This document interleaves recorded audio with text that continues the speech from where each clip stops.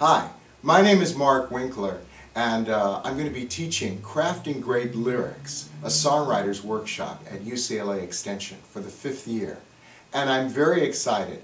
The pool of students at UCLA is fantastic. And so I had a party about a month after my classes were over.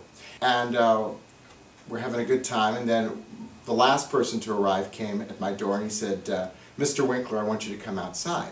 And I said, okay. And I went outside and I saw a black, brand new Corvette. And he said, I just got this car from the sync license I signed. They took one of my songs for a big animated movie, and I want to thank you.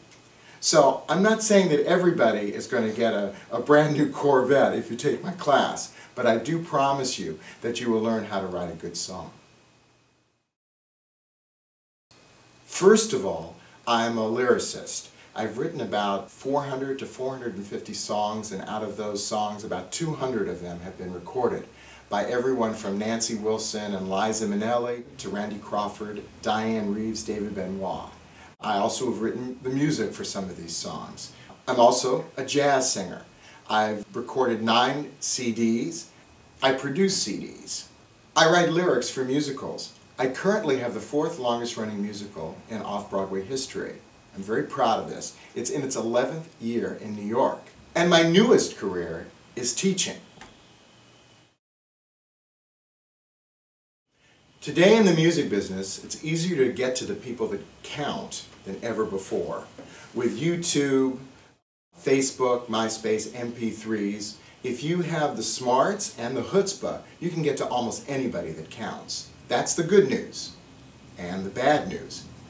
Because if you don't have a great song to play them, that door is going to be closed and it's never going to open for you again.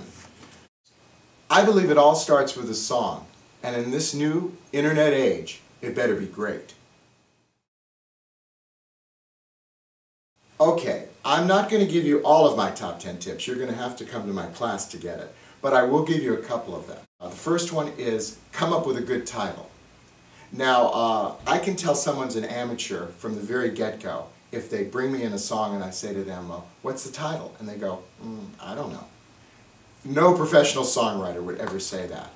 For most songwriters, that's what they start with, the title. And people ask me why. A great title is more than half the battle. It tells you what to write, it attracts your listener, it's catchy, it points you in the right direction. So one of the things I suggest is to keep a title book. And every time you come across something that would be an interesting title, write it down. Tip number 2, be specific.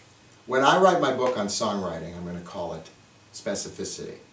And that's because when you're specific in a song, it gives you a lot of authenticity and emotional weight.